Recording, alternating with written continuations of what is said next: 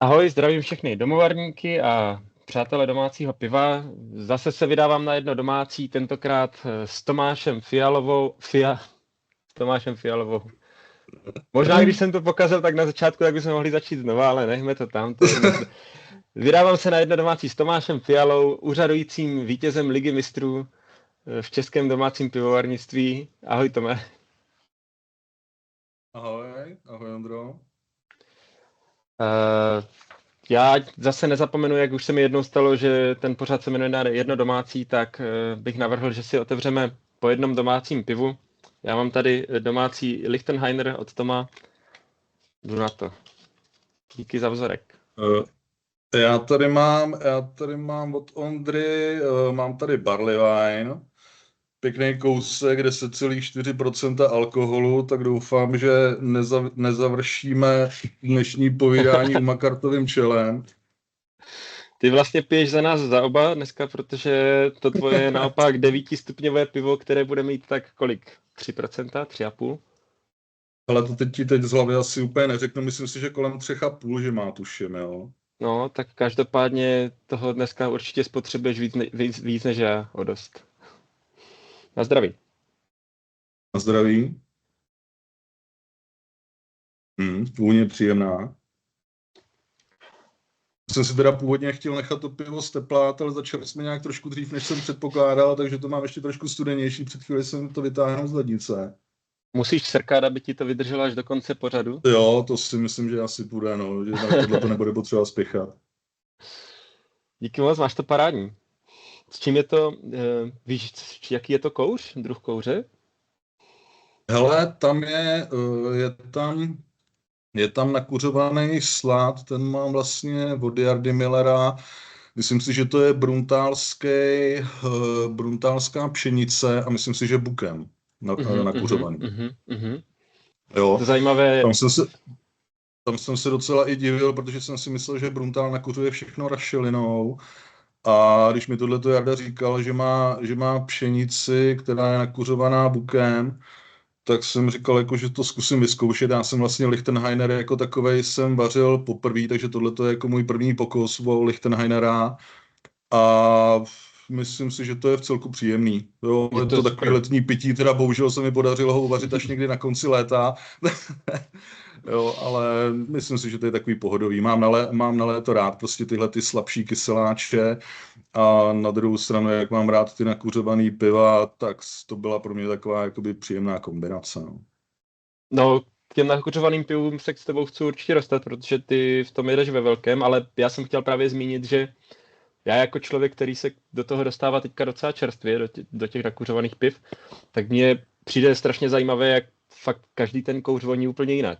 Takže to bylo první, co mě napadlo, když jsem si čuchnul, že to je jako zase zajímavá jiný druh kouře, než jsem zvyklý. Jo, je to pravda, jo. V podstatě opravdu jsou v podstatě jakoby i různé intenzity těch kouřů, což já nevím, třeba Weiermannský nakuřovaný slad, ten je takový slaboučký, jo. Naopak ty rašelinový, ty jsou jakoby hodně silný a vůbec jako má to takovou úplně jinou linku, až řekl bych jakoby medicinální, říkají vlastně třeba i degustátoři. A na rovinu tam mi úplně nevyhovuje, no. Tome, já bych se určitě s tebou o tom kouři hodně chtěl bavit, protože mně přijde, že to je takové tvoje téma domovarnické, ale aby jsme neskočili hned do prostředka, mohl by ses jenom krátce představit z hlediska jako domovarnické historie a současnosti? Jak jsi začal a co teďka tak běžně děláš? No, začal jsem vařit vlastně v roce 2016. Tam vlastně v tom roce jsem předtavil svoji neřest v koníček, dá se říct, protože pivo mi chutnalo vždycky. Takže říkám, tam to byl takový první pokus o vaření piva. Vařil jsem od začátku vlastně ze surovin, nebo moje první várka byla ze surovin, nezačínal jsem žádných extraktů a nějak jako bohužel říkám špatně, ale prostě první pivo, který jsem uvařil dneska, když si na něj vzpomenu, tak bylo příšerný, ale chutnalo jako pivo a to mě prostě tak nakoplo, že protože do té doby jsem v podstatě nevěřil, nebo jsem si říkal, jako, že uvařit doma pivo je něco hrozně složitýho a vlastně výsledky musí být takový podivný. A skutečně to prostě, jako říkám, mělo to atributy piva, takže jsem pokračoval, takže dneska je to nějakých, nebo teď na jaře to bude zhruba 10 let, co vlastně vařím pivo a nepřestává mě to bavit, pořád si to užívám. Mám nějakých téměř 150 várek za sebou a je to prostě fajn, je to koníček, nebo koníček, je to spíš kůň, který zabírá spousty času, což všichni víme. Jo, a myslím si, že tohleto jako pokud to cokoliv, nebo veškeré okolnosti dovolí, tak si myslím, že od tohleto koníčku jen tak jako neodejdu. No. A poznal jsi už po té první várce, že to není úplně v pořádku, nebo jsi měl tu slepotu značení a říkal jsi si, že to je fakt dobré, až později si začal tak tam byla rozhodně ta slepota. Protože já jsem tu slepotu měl teda, ale pak jsem si to začal po čase uvědomovat, že to není úplně tak, jak by to mělo být. Jasně, no. Ta slepota tam rozhodně byla. Prostě říkám, pivo, když jsem ochutnal svoje první, tak To bylo to nejlepší. Bylo to hořký, chutnalo to po chmelu, mělo to prostě nějakou barvu, jakou piva mývaj a prostě tenkrát jsem z toho byl hrozně nadšenej. Ale dneska vím, že to pivo prostě bylo nedokvašený. Jo, bylo to prostě, v podstatě vařil jsem, nebo recept byl postavený na nějakou 12. Vzhledem k tomu, že jsem tenkrát neznal nějakou efektivitu svý varny, nebo neměl vyzkoušenou efektivitu, tak mi z toho vyšla nějaká, teď nevím, 15 nebo 16. Prostě bylo to hrozně sladký pivo, ještě vzhledem k tomu, jak bylo nedokvašený, nebo neprokvašený správně, jo. Ale prostě říkám, bylo to minimálně podobný pivu, takže jako bylo to fajn ve finále. No. A 2016 ta tady kraftová revoluce, ne že by úplně začínala, ale ještě to nebylo tak dávno, co tu zahraniční pivní styly přišly. To si začínal na ležáku, nebo už tenkrát si měl v oblibě zahraniční piva? Myslím tím styly teda. Ne, prosím tě, moje první pivo byl Kelš, jo, protože jsem neměl podmínky pro kvašení ležáků. To vlastně k ležákům jsem se dostal, a teď bych kecal, myslím si, že až tak v druhém roce svého vaření, jo, když jsem si pořídil nějakou lednici, abych v podstatě byl schopný docílit těch teplot na kvašení ležáků.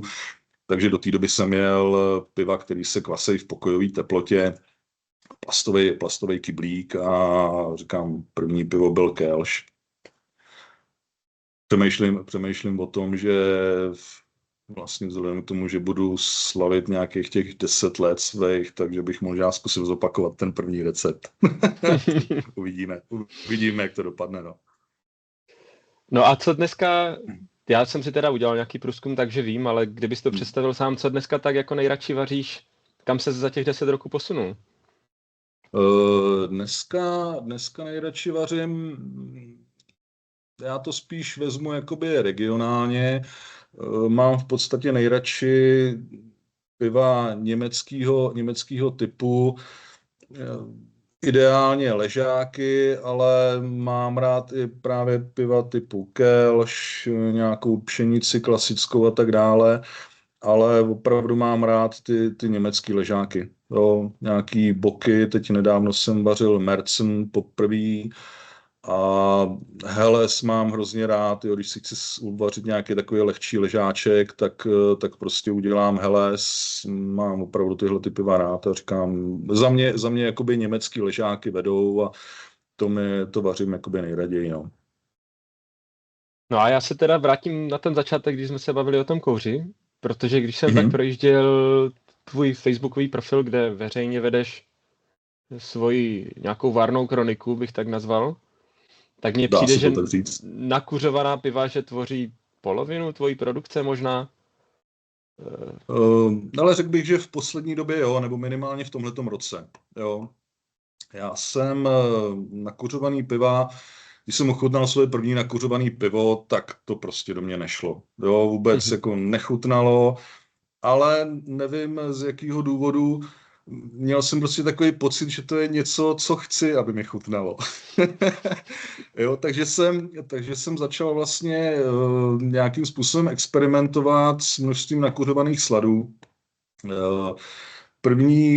První nakuřovaný pivo, který jsem uvařil, tak jsem se snažil skopírovat od Schlenkerly jejich Helles.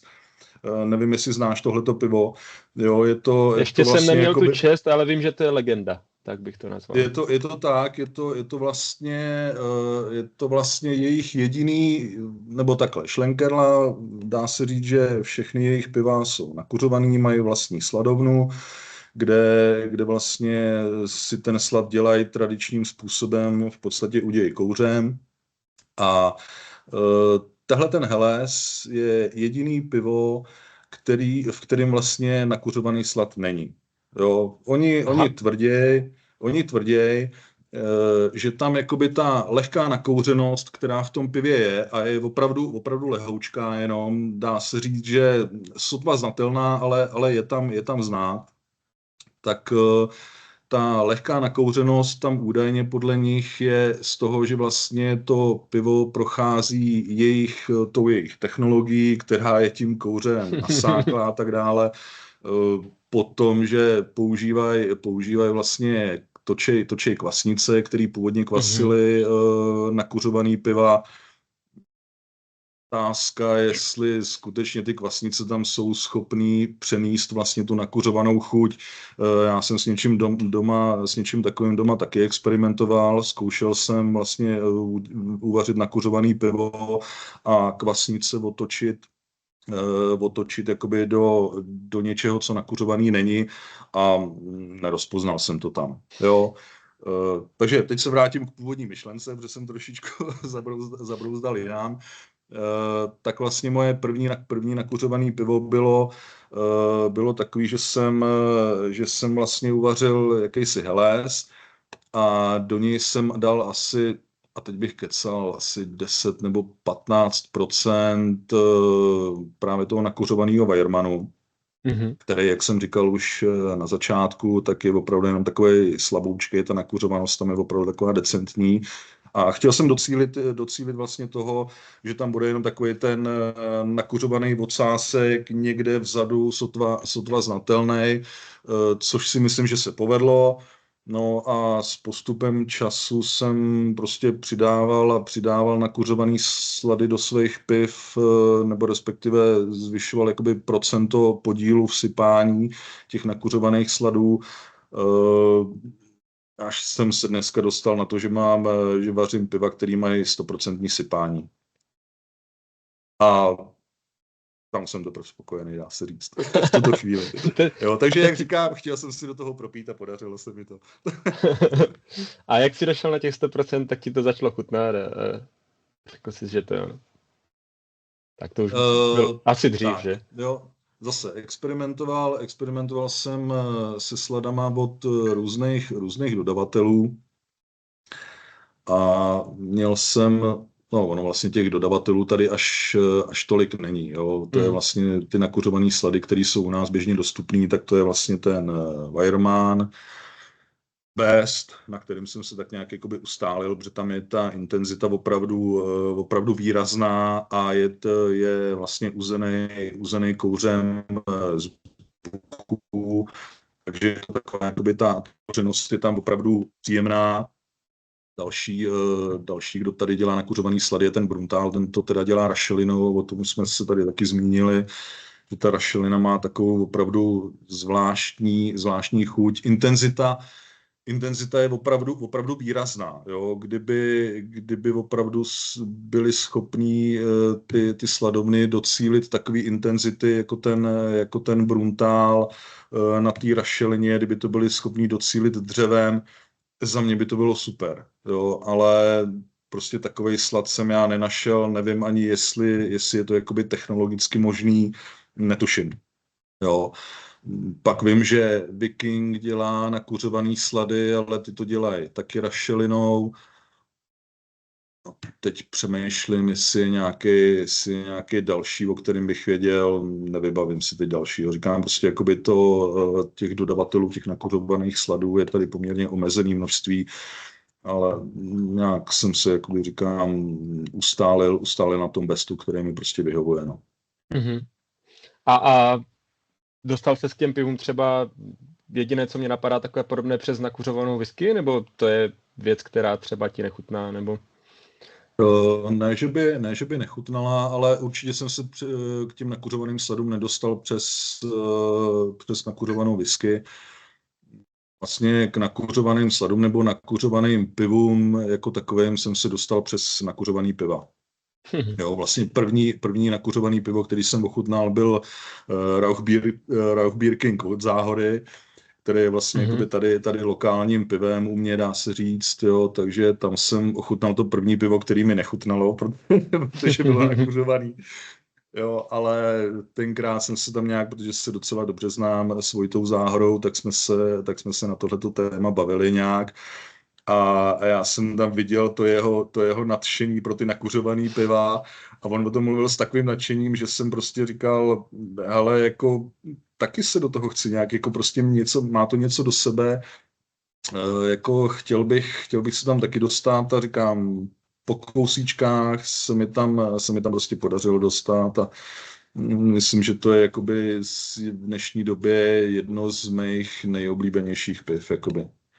Jo, dá se říct, ty ses vlastně ptal, nebo bavil ses o tom, jakoby, jak dlouho vařím ty nakuřovaný piva, tak nakuřovaný piva vařím, nevím, tohleto první, o kterém jsem mluvil, to bych se musel podívat do záznamu, ale bude to tak možná 4-5 let zpátky, pak jsem se k tomu vracel tak nějak průběžně, až si myslím, že v letošním roce to bylo, jak jsi říkal, že tam je tak jako zhruba tak půlka letošní produkce byly skutečně ty nakuřovaný piva. Jo, třeba v loňském roce toho tolik nebylo. Myslím si, že to bylo jakoby doménou toho jakoby letošního roku, že jsem skutečně jako těch nakuřovaných piv dělal hodně. No, já jsem tě na začátku představil jako úřadujícího vítěze Ligy mistrů, což bych možná měl vysvětlit, protože nevím, jestli všichni diváci budou vědět, co to znamená. Na zimní soutěži domovarnické, která se jmenuje Krušnohorský Kriegel, je kategorie Liga mistrů, kde se můžou účastnit jenom lidi, kteří drží hodnost mistra cechu domácích pivovarníků, a Tomáš je vítězem poslední Ligy mistrů, takže kromě hráčů Paris Saint-Germain je tady jediný, koho můžeme takto teďka titulovat. A ty jsi tam vyhrál s pivem, které taky má něco společného s kouřem, ale tam nešlo o nakuřovaný slad. Ty si začal dělat ještě experimenty s pivy, které nakuřuješ jiným způsobem. Tady konkrétně si dával brambory opékané v popelu. Ano, je to tak, no. Mohl bys vysvětlit, jak jsi na to přišel vůbec a jak jsi postupoval teda při výrobě? A jak se to pak v tom, 3 otázky vlastně ještě třetí, jak se to pak v tom pivu projevilo? Protože já jsem neměl tu příležitost toho ochutnat, ale přišlo mi to hodně zajímavé i z fotodokumentace, co jsem viděl. Tak to vypadalo, že toho popela je tam fakt hodně. No, v podstatě napadlo mě to tak. To bylo někdy v loňském roce vlastně byla vyhlášené kategorie v polské soutěži MPPD, tak tam byla vyhlášená kategorie zeleninová piva. Mm-hmm. Mě to tak nějak jako zaujalo, ne že zaujalo tím, že bych chtěl vařit a posílat tyhle kategorie pivo v Polsku, ale jako zaujalo mě jakoby to téma, prostě zelenina do piva. Takže přemýšlel jsem, co vlastně se dá jakoby za zeleninu použít do toho piva, tak jsem tak nějak jako googlil, prostě projížděl jsem internet. Jako té zeleniny je v podstatě spousty, rajčata a podobně, což jsem říkal, teda rajčata si úplně do piva nechci. Nicméně mě tam jakoby zaujaly brambory.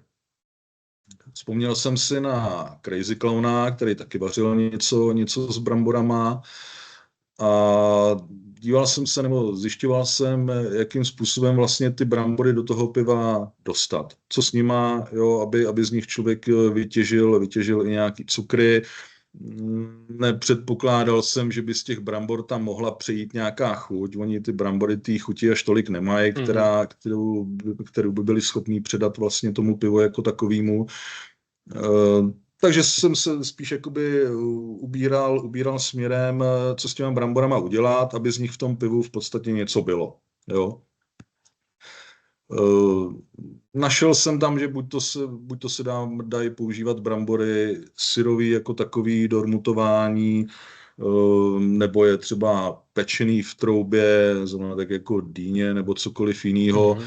A mimo jiný tam bylo, že brambory pečený v troubě, ale douzovaný na dubových štěpkách. Jo? A tam mě to právě zaujalo, to, že říkám, hele, tyjo, tam by mohla být prostě nějaká ta kouřová chuť, která mě baví. Takže jsem nad tím začal přemýšlet, nicméně jsem zjistil, nebo jsem došel k tomu, že pro mě to je jakoby technologicky poměrně náročný. Jo, abych nějakým způsobem udil brambory, udírnu nemám a kvůli tomu, abych uvařil pivo z uzených brambor, teda udírnu si stavět asi nebudu. Tak velký kůň to ještě není. Přesně tak. Takže to jsem jakoby schodil ze stolu, že asi tohleto úplně cesta nebude. Nechal jsem to chvíli ležet a pak jednoho dne mi prostě přistála nějaká taková myšlenka těch brambor pečených v popelu. Jo, a všichni vlastně tu chuť, nebo většina Čechů tu chuť zná, každý minimálně jako dítě, tak ochutnal ty brambory pečený v popelu a má to svoji specifickou chuť, která je poměrně příjemná a už je to taková chuť, která by se do toho piva dala předat, si myslím. Jo, takže v podstatě jsem teda ty brambory, nakoupil jsem brambory, přišlo do té várky přišlo, já teď nevím, percentuálně to bylo v tom sypání asi 30% těch brambor. Jo, byl tam, samozřejmě šel tam, kromě brambor, tam šel i klasický slád. Ještě možná trošičku odbočím, že jsem si tak říkal, že by to bylo ideální jakoby zakomponovat tuhletu chuť do tmavého ležáku českého. Jo. Takže myslíš vlastně vyloženě jako černého, nebo spíš nějakého jako... Myslíš jako s praženým ječmenem, s praženou chutí a se vším tímhle? Ano. Tak v podstatě použil jsem sypání na tmavý český ležák, včetně českých chmelů. Přiznám se, že sypání si teď z hlavy úplně nepamatuju, co tam bylo, ale určitě tam byl plzeňský slád. Myslím si, že jsem tam dával nějakou karafu a pražený slad tam byl, pražený ječmen tam byl, si myslím, taky. Já jenom doplním, jako takovou. Že kdyby se chtěl někdo podívat na ten recept, tak myslím, že na webu krušnohorskýkyrill.cz ty recepty jsou, ty vítězné, takže když tak si to můžou diváci uvařit taky. Ano, pokračuj. Je tam ten recept, by tam někde měl být.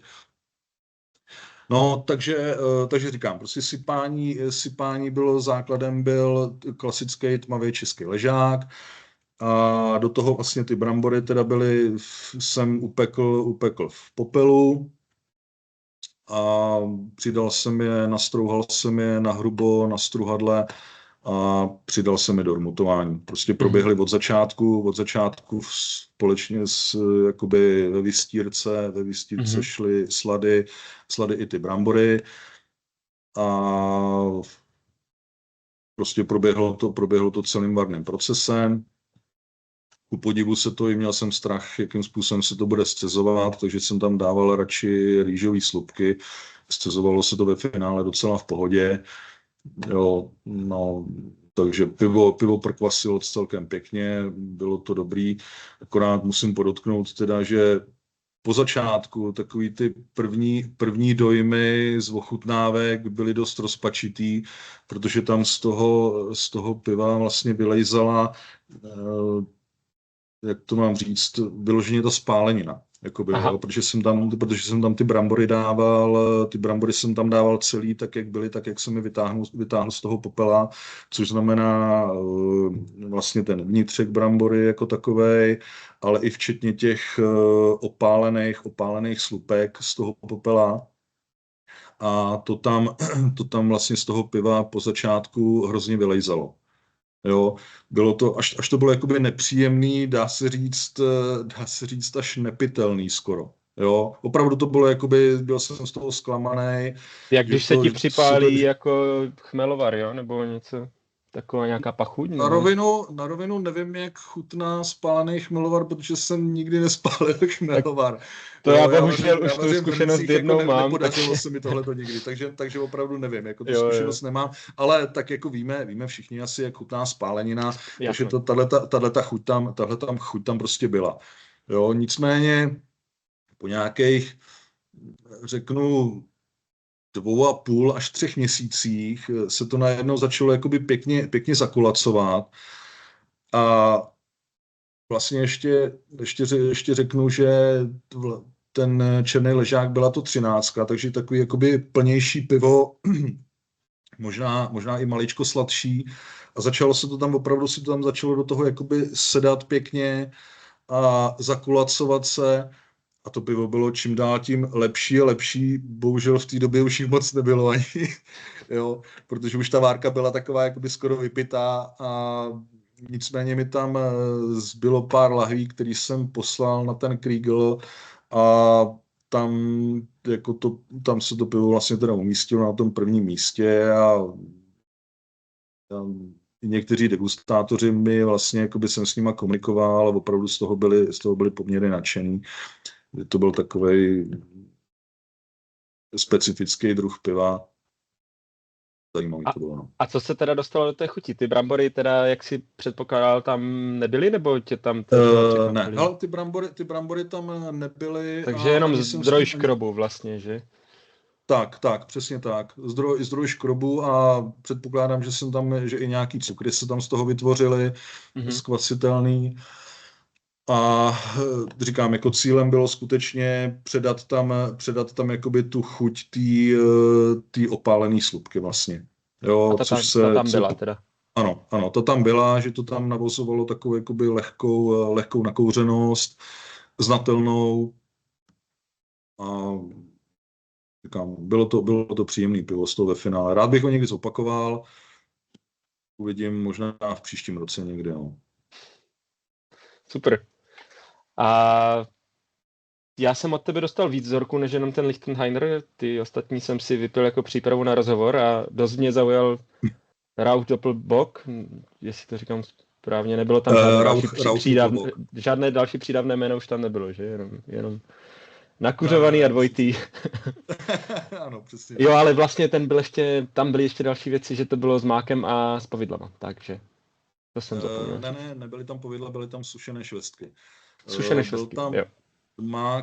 mák byl macerovaný v rumu a sušený švestky tam šly ještě do toho. No. No já prozradím, že si vyhrál s tímhle pivem teďka soutěž v pivovaru Hendrich ve Vrchlabí a měli by tě s ním vzít na Varnu. No, já bych to upřesnil, s tímhletím pivem ne, protože já vlastně tuhletu várku jsem rozdělil na 2 části. Jednu část jsem nechal jako čistý Rauch Doppelbock a do té druhé části jsem přidal teda ten mák a sušený švestky. Takže tam byla A ta čistá. do Hendricha jsem posílal tu čistou verzi. No. Mhm. Tam se umístilo na prvním místě tohleto pivo. Už jsi někdy vařil ve velkém, nebo budeš mít premiéru? Ve velkém jsem bohužel nevařil, protože jsem neměl to štěstí. Vždycky, když jsem se někde umístil v nějaký kategorii, v nějaký soutěži, tak bohužel to nebyla soutěž podporovaná nějakým pivovarem, že by vítěz toho piva vařil. Takže Teoreticky to bude teďko poprvé. Otázka, jak se k tomu postaví ten pivovar jako takové, jestli to pivo skutečně bude chtít vařit. Aha, já Nějak jsem jsme myslel, že to spolu... je v podmínkách měli jako vyhlášené, že to tak bude, takže to není ještě jako dohodnuté. Ne, dohodnutý to není. Oni v podmínkách měli, že jejich pivo nebo vítězné pivo se může vařit. Aha, aha, Jo, takže jo. je tam jakési ale, jo, otázka prostě, jestli se skutečně k tomu dostaneme nebo nedostaneme. Samozřejmě byl bych rád, kdyby to proběhlo, ale zatím tu informaci nemám. Jo, vím, že tohle to byl vlastně druhý ročník, který Hendrich pořádal.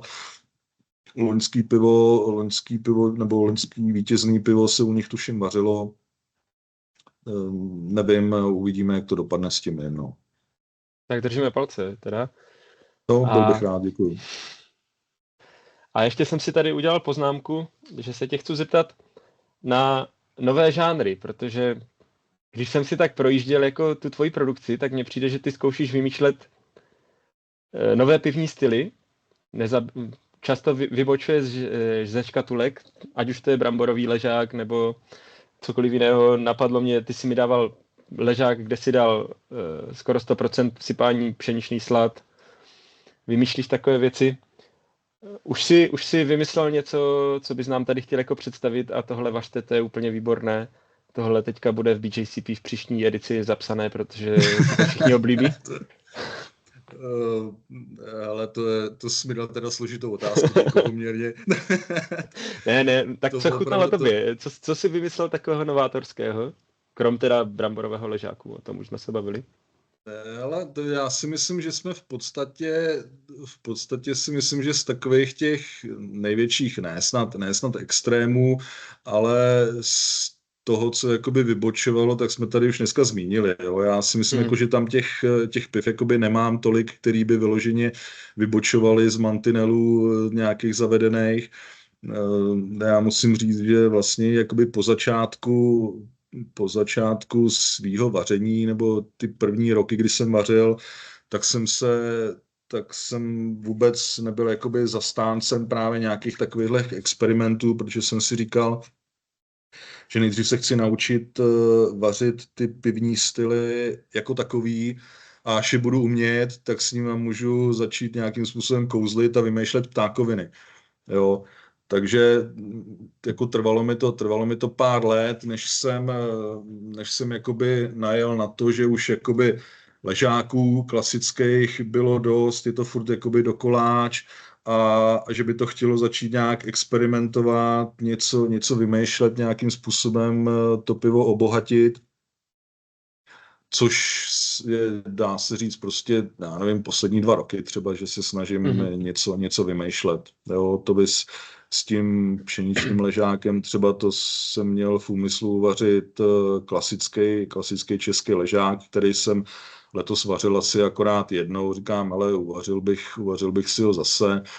A nějak, když jsem šel mlít slad, tak jsem prošel okolo pytle pšenice.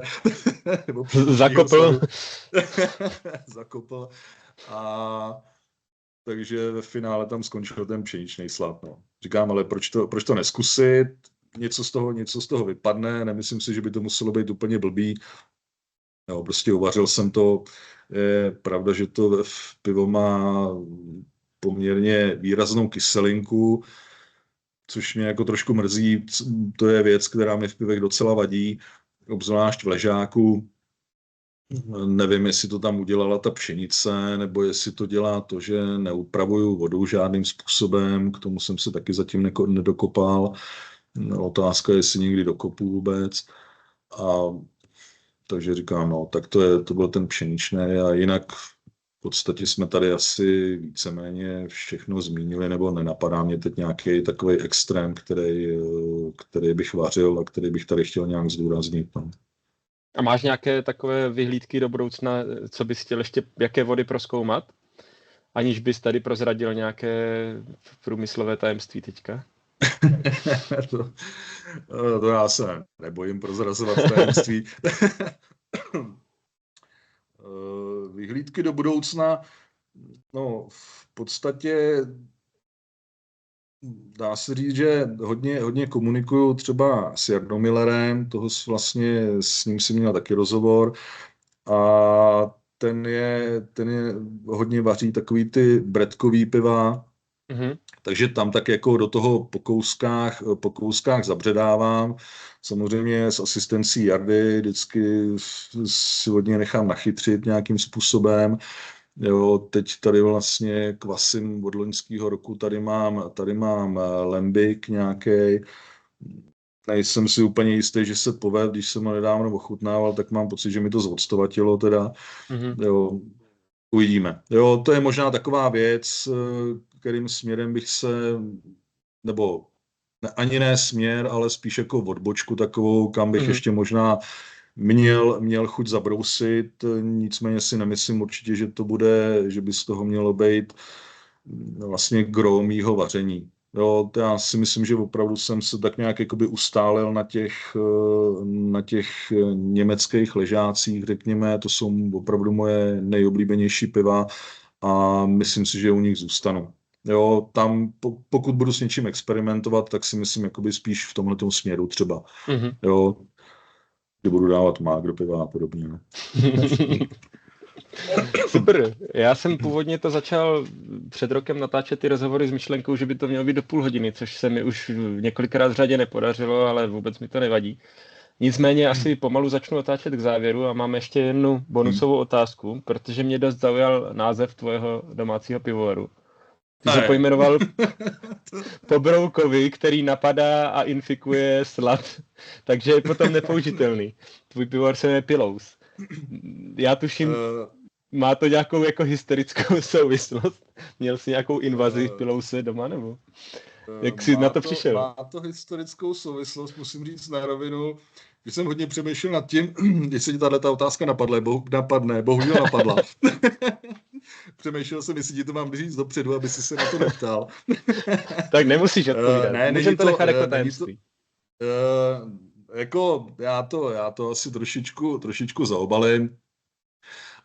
Nemá to souvislost s broukem jako takovým, který by mi napadl slad. Nicméně musím říct, že jednou jsem ho doma měl. Naštěstí se mi ho podařilo zachytit včas, takže vyhodil jsem jeden malej pytlík sladu a tím to skončilo. Bohužel jako nestihl se mi rozšířit. Ale nicméně název mýho pivovaru má jakousi souvislost s mojí historickou přezdívkou, kterou není to Pillows, jo, ale prostě je to prostě má to tuhletu souvislost nějakou. A víc tomu asi říkat nechci, já nebudu. Dobře. Já jsem byl právě na jaře na Univerzitě Palackého, kde mají ten experimentální pivovar na nějakém kurzu jednodenním. A když se tam probírali vady sladu a plísně a škůdci, tak tam zaznělo slovo Pillows a někdo říkal, to je nějaký pivovar, ne?